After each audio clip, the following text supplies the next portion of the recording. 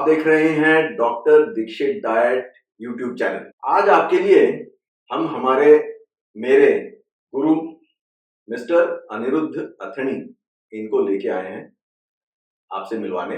ये नासिक के मशहूर मैराथन ट्रेनर हैं और फिटनेस ट्रेनर हैं। इनके यहाँ पे नासिक शहर के नामी गिरामी लोग आते हैं सीखने के लिए। इनसे आज हम इनके अनुभव के बारे में सुनेंगे। आपको ये बताना जरूरी है कि इन्होंने जब शुरुआत की तब 3 किलोमीटर से शुरुआत की और सबसे लंबी दौड़ जो इन्होंने की है आज तक वो दिल्ली में 24 घंटे में 171 किलोमीटर ये दौड़े। नमस्ते नमस्ते अतनी जी, मैं कमांडर सुमंत जोशी।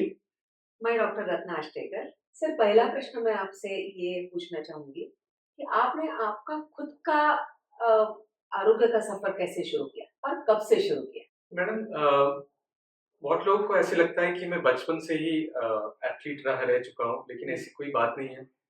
मेरे सफर की शुरुआत हुई आज से लगभग 12-13 साल पहले, जब मैं 39 साल का था।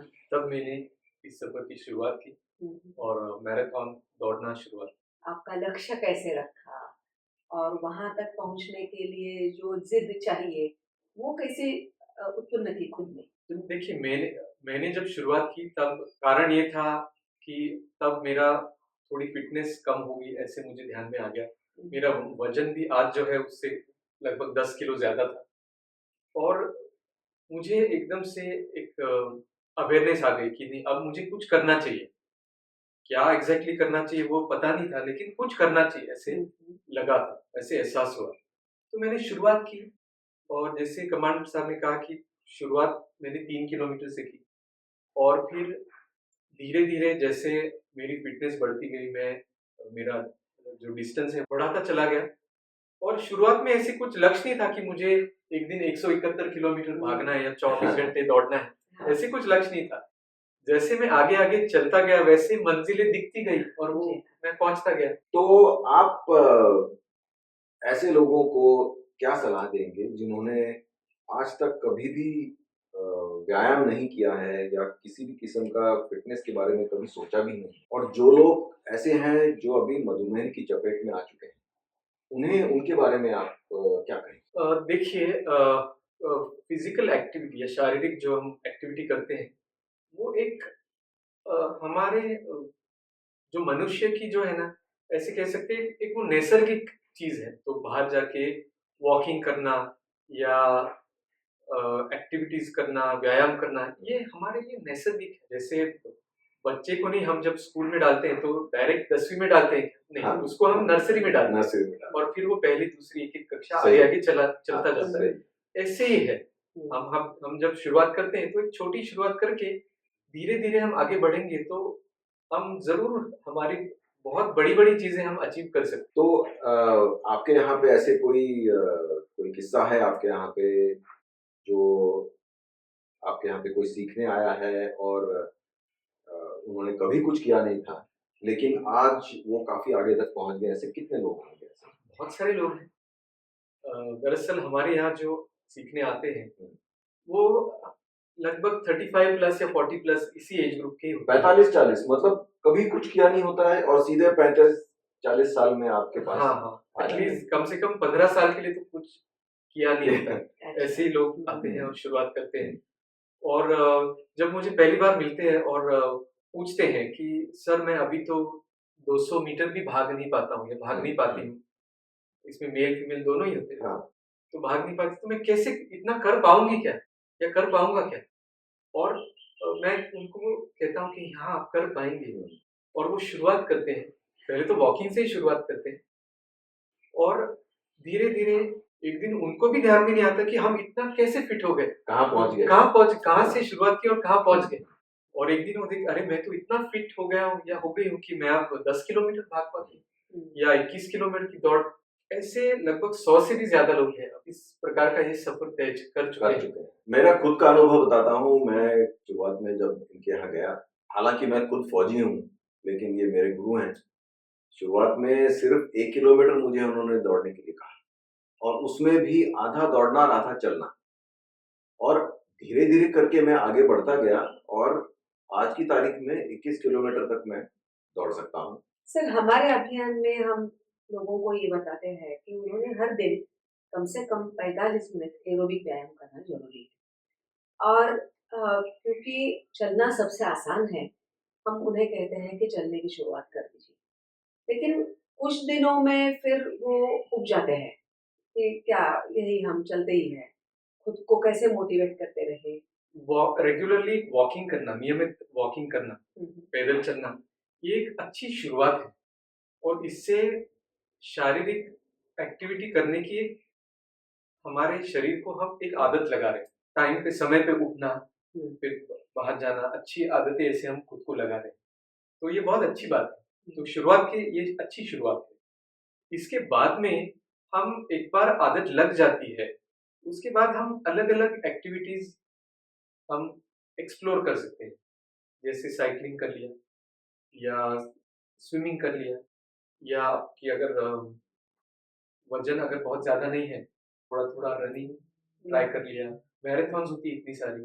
तो ये ऐसे करके हम थोड़ा वेरिएशन करके हम खुद को मोटिवेट कर सकते हैं और उसमें इंटरेस्ट, उसको इंटरेस्टिंग बना सकते हैं। इनके ग्रुप में जब हम जाते हैं दौड़ने के लिए, तब आसपास के जो लोग होते हैं उनके साथ हमारी बातें होती हैं, फिटनेस के बारे में बातें होती हैं, खान पान के बारे में बातें होती हैं, तो हमारी सोच ही बदल जाती है। अब जब मैं यहाँ पे दौड़ने जाता हूँ, यहाँ के रनिंग ट्रैक पे, वहां पे भी हम देखते हैं करीब करीब 4-5 लोग, 10-10 लोग, दोस्त एक साथ गप्पे मारते हुए पूरी तेजी से चल रहे होते हैं। तो ये मेरे ख्याल से एक बहुत बड़ी चीज होती है कि आपके दोस्त बदल जाएंगे तो आपकी जिंदगी बदल सकती है। अब हमारे यहाँ पे कुछ लोगों का ये भी पूछना है, ये पूछते हैं कि भाई फिटनेस होने की जरूरत ही क्या है, मैं 2 गोली सुबह 2 गोली शाम को खा लूंगा, जी तो रहा हूँ, चलता रहेगा। तो इसके बारे में आप लोगों को क्या कहें? बहुत अच्छा सवाल है।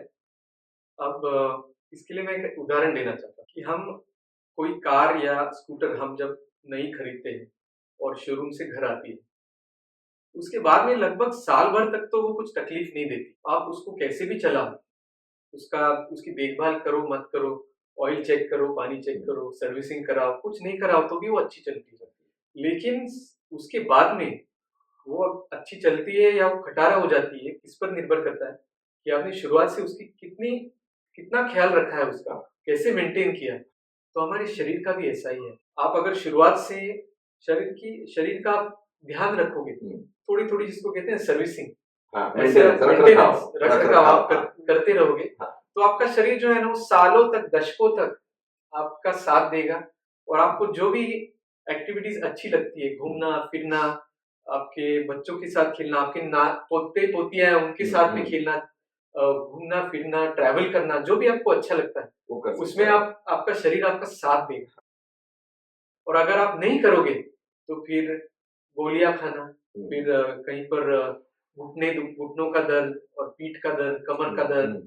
और फिर उस समय क्या होता है कि अगर फिटनेस नहीं है तो आपके पास कितने भी पैसे हों, लेकिन आप उसका कुछ फायदा नहीं, आप उसको यूज नहीं कर सकते। उससे भी एक गंभीर समस्या जो है कि बहुत सारे लोग हैं जो उनकी जिंदगी के आखिरी जो 10-12 इवन 15 साल बेड से उठ के बाथरूम तक भी जा नहीं पाते हैं। उनको खाना खिलाना पड़ता है। आपको ही डिसाइड करना है कि आपको ऐसी जिंदगी जीनी है क्या, किस प्रकार की जिंदगी आपको जीनी है, ये आपको डिसाइड करना। मतलब गाड़ी की तरफ अगर आप देखभाल ना करो ठीक से, तो एक दिन वो खटारा हो जाती है। हमारा शरीर भी वैसा ही।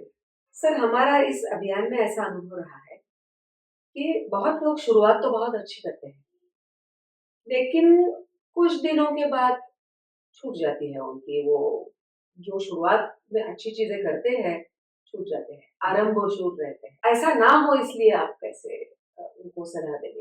इसके लिए मैं एक उदाहरण दूंगा आपको।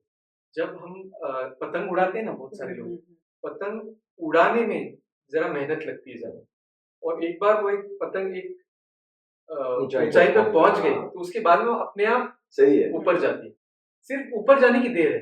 एक बार एक ऊंचाई पर चली गई, उसके बाद में अपने आप ऑटोमेटिक वो ऊपर जाने लगती है। एक शुरुआत में थोड़ा सा, क्योंकि आदत नहीं होती है, सुबह उठने की आदत नहीं होती, तो थोड़े दिन के लिए ये होने वाला है कि हमको एक आध दिन अगर मोटिवेशन नहीं है तो फिर थोड़ा सा बोर होता है कि जाने दो, आज नहीं जाता हूँ। तो ये इस टाइप की एक्टिविटीज जो है ना, इसमें कंपनी होना बहुत जरूरी है। अच्छी कंपनी हो तो 4 लोगों में से एक आध को अगर थोड़ा मोटिवेशन कम भी हो गया तो बाकी के 3 लोग हैं जो उसको फोन करेंगे कि आज चलो, आज आए क्यों नहीं। ऐसे करके एक बार आदत लग गई, वो एक अपने जीवन का एक हिस्सा बन जाता है। फॉर एग्जाम्पल हम ब्रश करते हैं सुबह उठ के, करते हैं ना, मेरी उम्मीद है सब लोग करते हैं। तो हर रोज सुबह उठ के हम डिसाइड नहीं करते या सोचते नहीं कि आज ब्रश करूं या ना करूं, राइट, वो अपने आप ही कर लेते हो जाता है। वैसे ही जब हमको फिजिकल एक्टिविटी की आदत पड़ जाती है तो एक अपने आप ही हो जाता है। सुबह जब तक हम वो एक्टिविटी करते नहीं, हमको दिन की शुरुआत कोई ऐसे लगता ही नहीं। तो मैं ये कहता था कि चलो ठीक है, नहीं जाना ना आज बाहर, कोई बात नहीं, ये अपने व्यायाम के कपड़े ही पहन लो, सिर्फ जूते पहन लो।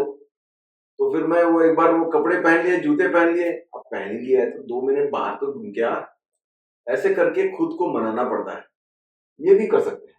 अनिरुद्ध जी, मैं चाहता हूं कि आपने आज हमारे साथ यहाँ पे अच्छी बातचीत की है, तो जाते जाते हमारे दर्शकों के लिए एक ऐसा मंत्र बताइए जो अक्सर इलाज हो और वो अपने फिटनेस के बारे में पूरी तरह से आगे जाने में प्रेरित हो। तो ऐसे जैसे हम बच्चों को कुछ लालच देते हैं और उसको स्कूल भेजते हैं, हाँ, वैसे हम खुद को भी कुछ ऐसे इनाम दे सकते हैं। हाँ, जैसे अगर मैं कई सारी चीजें जो फिटनेस के लिए हम खरीदते हैं, तो वो ऐसे ही ना खरीदते हुए हम खुद को अगर ये करें कि अगर मैं एक हफ्ते विदाउट ब्रेक अगर मैं जाता हूँ तो मैं एक टी शर्ट खरीदूंगा, हाँ, हाँ, या फिर मैं अगर 1 महीना अगर जाता हूँ तो मैं एक शूज खरीदूंगा। हाँ, तो ऐसे हम खुद को अगर इनाम दें कुछ हाँ, प्रकार हाँ। का, तो वो एक अच्छा मोटिवेशन हो सकता है।